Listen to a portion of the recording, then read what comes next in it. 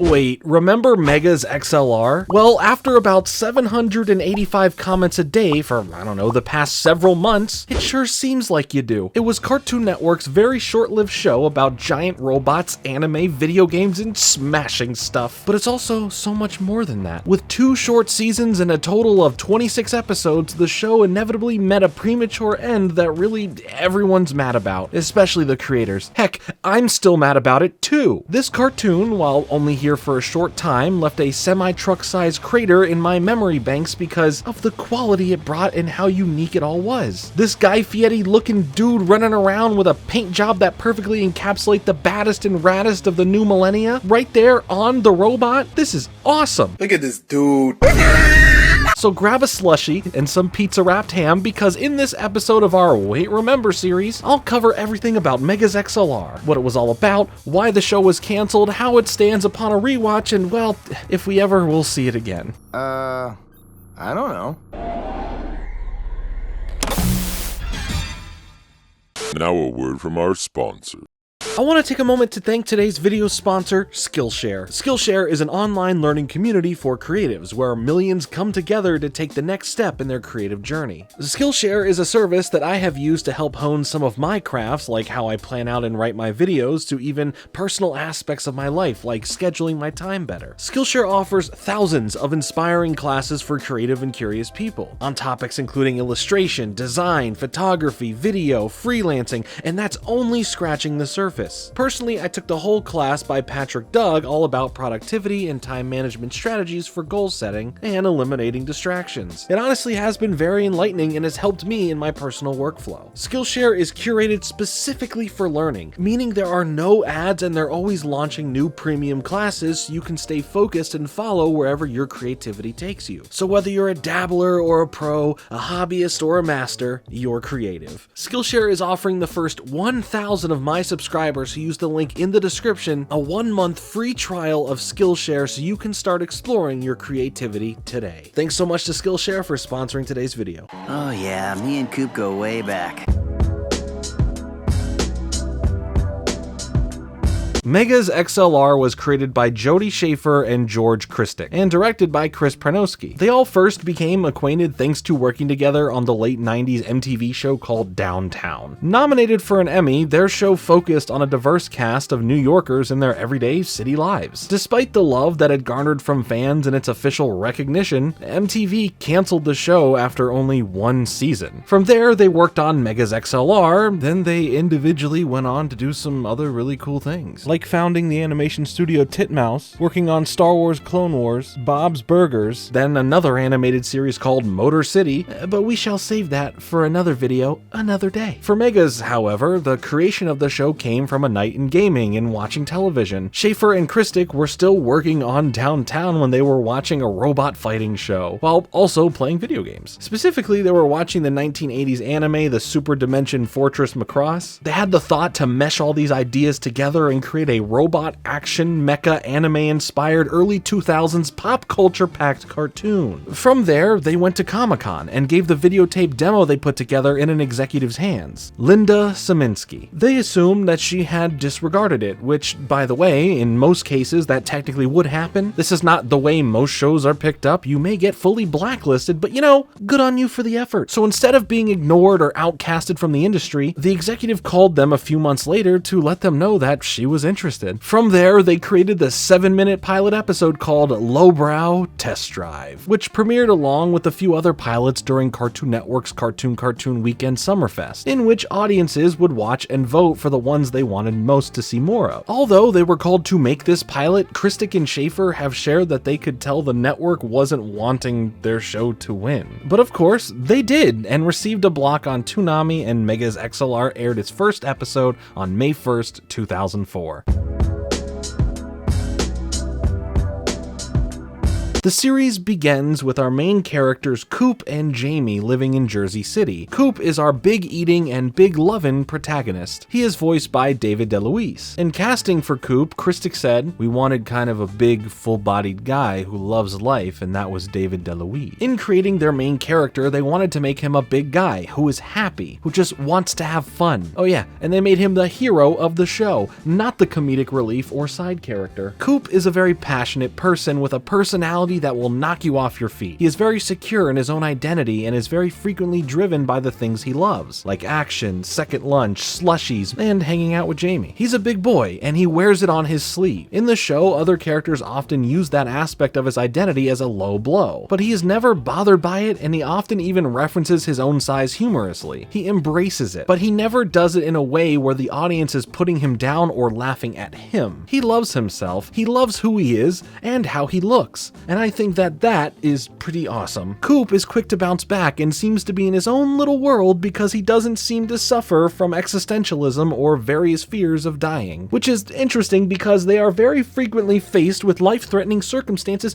all the time. This makes him a hero that is brave, that doesn't think twice before fighting for things or people that are important to him. Jamie, on the other hand, is quite the opposite. Voiced by Steve Bloom, Jamie is Coop's best friend and informally dubbed sidekick.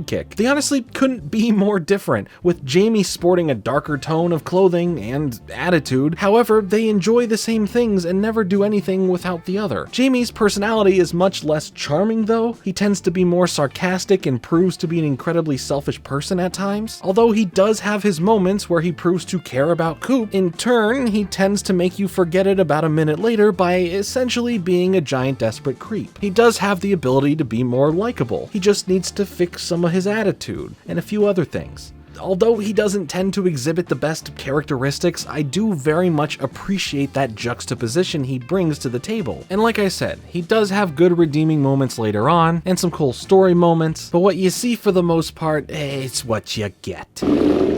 Wonder if they got a drive-through.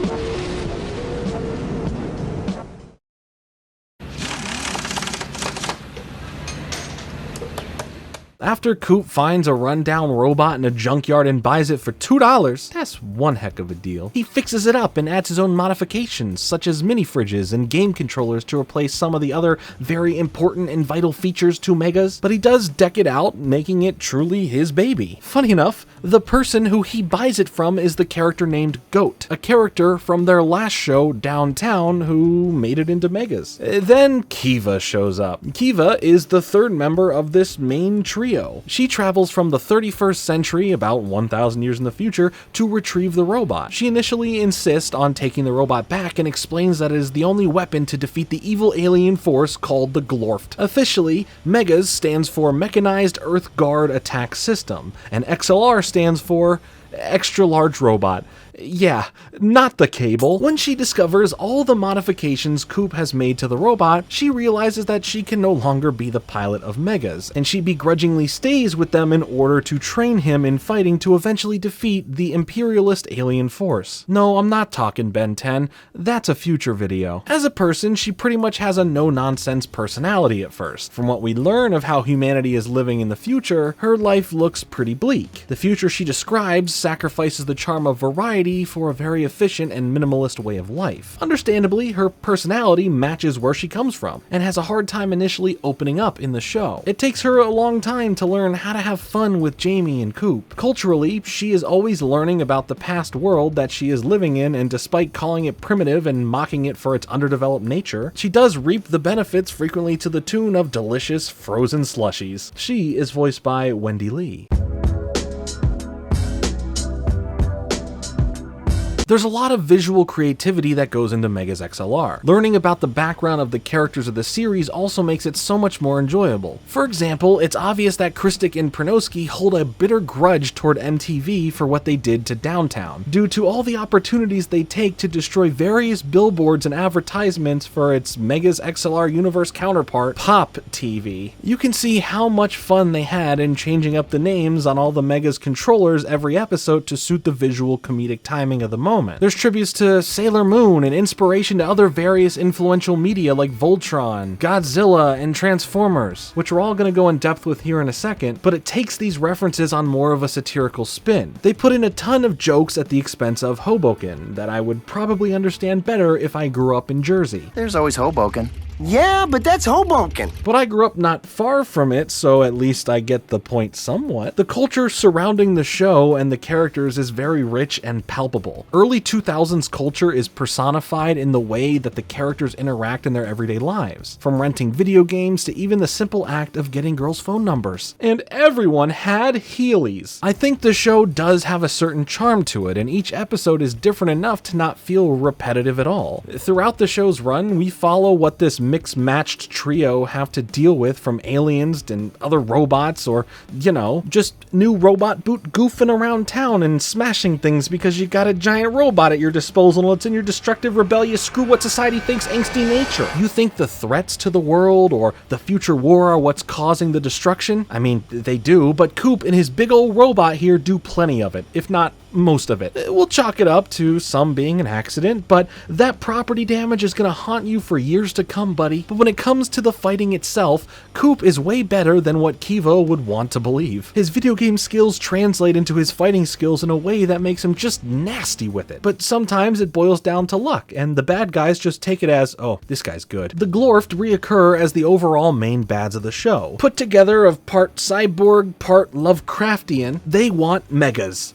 Because they actually created the darn thing. Yeah, they called it the Avatar. Nope, not that one. Nope, not that one either. Ah, yeah. That's the one. But Kiva originally captured it, reprogrammed it, and just like that, the Glorft were Megasless and angry about it. Between the angry reactionary Gorath and his questionably scared underling Glorft commander, their presence throughout the show elevates the building tension during each interaction. We know what the future holds. Can that future be saved? Is there a way to stop that future from happening thanks to the past, or do we run into countless time paradoxes and multiverses? No, not that multiverses, but honestly, hashtag Megas XLR for multiverses. And then there's the S-Force that aid in some situations as well. They are a team of galactic superheroes from another planet. They actually think Coop is a bad guy at first based on all the destruction he alone causes, but they end up coming together to help save the day, serving it up the S-Force way. Led by Argo with Mac, Jack, Sloan, and Duchess, they fight together and use their animal-based robots called Zorps. They also listen to a floating head thing called Targon. And if I even begin to pick apart the references here, we could be here all day. This group is literally the embodiment of so many things. You could argue between which classic inspirations are mixed in here that are truly behind it, because there's so much here and it's blended all together so well. There's Power Rangers, Voltron, Zoids, so many more. But specifically, mainly based on the designs, it is clear to see that the team is an almost identical reference to Science Ninja Team Gatchaman, a 1970s sci-fi anime that focuses on a team that protects the world. It seems like a silly addition, but when you really, and I mean really, sit back and think about what you're watching, a giant robot from the future being piloted by a gamer who fights Pirates of the Caribbean villains, yeah, and other planetary fighting force teams seems perfectly fine here. There is also the Ultra Cadets, Galaxia, Comet, Pulsar, and Nova. They are a group of Sailor Moon-inspired defenders of their planet. They need help fighting a big fire-breathing monster and seek out Coop's help. But Jamie, being the sleazeball that he is, pretends to be Coop so that he could get close to these ladies. Now, this doesn't play out in his favor later on, and plus Goat ends up with one of the Ultra Cadets. I can smell a Twitter thread from here. Evil Coop, yes, I said evil Coop, is Coop from an alternate Earth who titles himself the leader of it. In this reality, Coop just kept fighting after he had taken down Gorath, leading him to become mad with power, losing what made him, and ditched Megas for a harder, better, faster, stronger version with a new color scheme, and was inspired by the MSN-04 Sazabi, a mobile suit from Mobile Suit Gundam, specifically the movie Char's Counterattack from 1988. Evil Coop also got a new racing number and got in shape. It's a traditional multiversal plot with character beats you'd expect, but it was still a good time. The big battle in this episode is so well done and hits you with so many cool moments. The Halcyon Knights were pretty cool and pretty in your face about their Transformer inspirations, as both Zanzor and Guyvin are voiced by Peter Cullen and Frank Welker respectively. Yeah, Optimus Prime and Megatron. They are a race of robots who want to destroy Megas for a few reasons. One, Coop accidentally took out the Flame of Azeroth.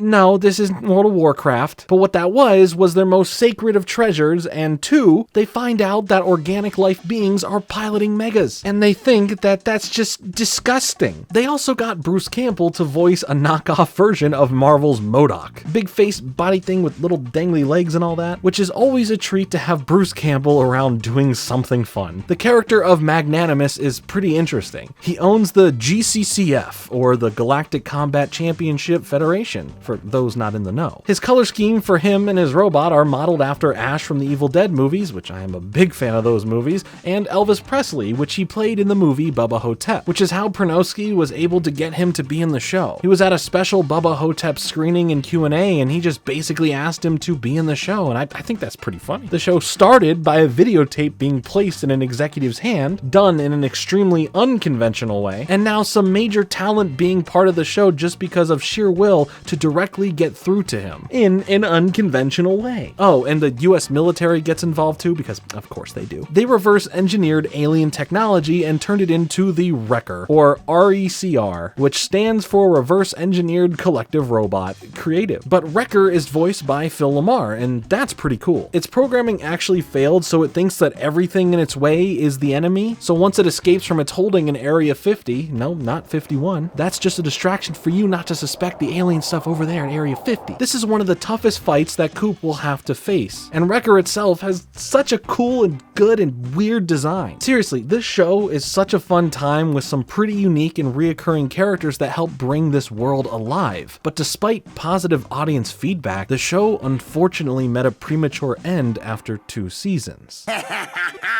Prepare to die! Nice job, man.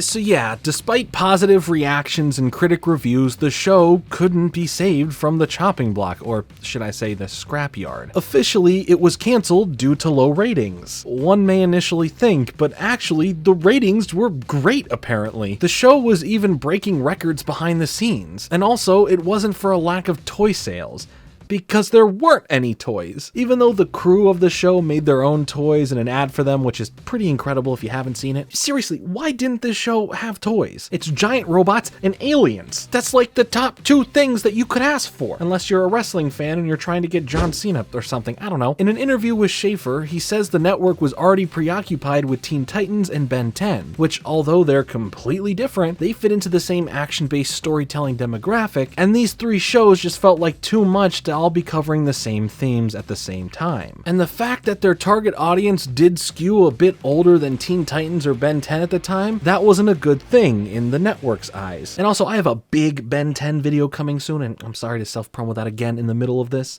Anyway, now because Megas XLR came out before Adult Swim would come to exist, that means it struggled that line being age suitable for Cartoon Network and probably would have been a great and better fit for Adult Swim, allowing it to expand more and maybe not feel constrained on what the full vision was. Remember, this crew worked on Downtown, which for MTV was aimed at an older audience and obviously allowed way more than Cartoon Network would. Oh, and technically, they weren't even given the green light for a second season. The team just got so far into the production by the time the executives realized what they were doing, they had already spent too much time and money and were so far into the production that they decided to just let them finish what they started. And I'm sure that this is something that Warner Bros. Understands and holds on as a core value, to not waste money they've already spent, right?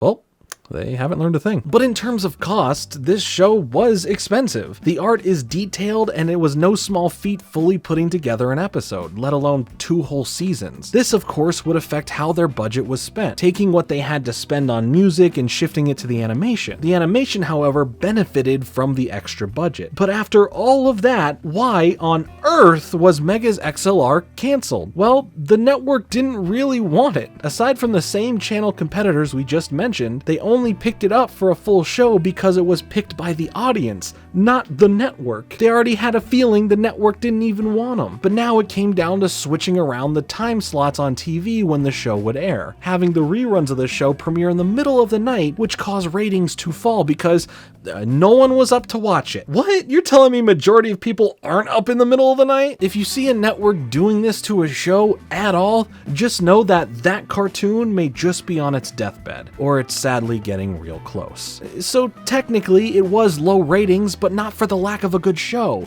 but because of network interest. For me, this show still lives on as the 2 great seasons of a show that it was. The aesthetic of the show for me is what does the soul good. It rocks that feel of hanging out with friends, playing some video games, and yeah, there's cool action and all that fun stuff, but it's really just the other bits and character interactions that get my head fixated towards the screen. I'd watch a show that just followed these characters doing basically nothing around town for 22 minutes. The music helps establish this vibe as well. It's fast paced and builds the momentum, making the action in the show feel rewarding when it's there, but also the moments in between. It's just also freaking feel good. Now, with all the love for this show in modern day, does Megas XLR have a chance at coming back in any shape or form?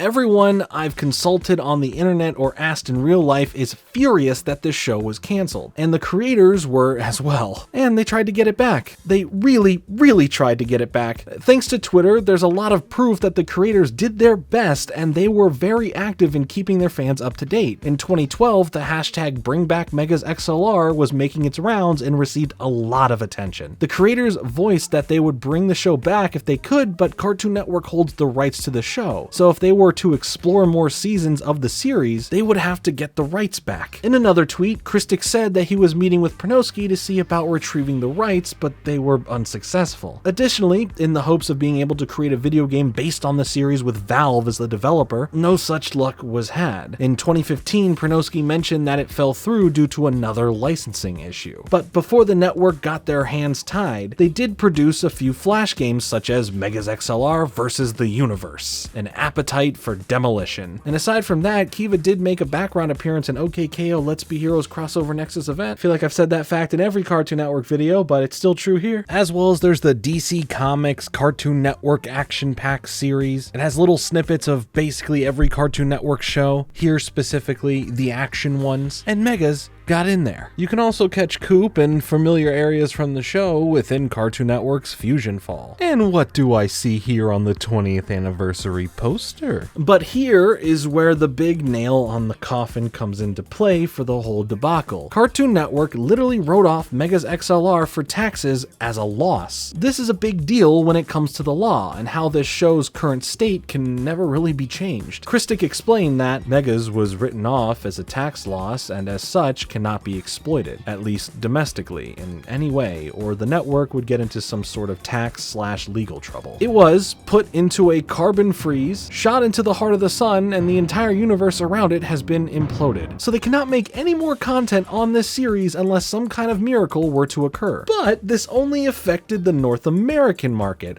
with Megas still being shown in different territories around the world and earning money for the network, so maybe it wasn't a total loss. Right? I mean, Schaefer did say, you can't never say never. But for now, unless a big fan of the show also happens to be a talented Better Call Saul-esque lawyer who is amazing at finding loopholes, specifically dealing with taxes and stuff. I don't know, do I look like I know anything about the law to you? I actually know a lot about the law, thanks for assuming, jerk. At least we had 2 seasons. Right, guys? Guys?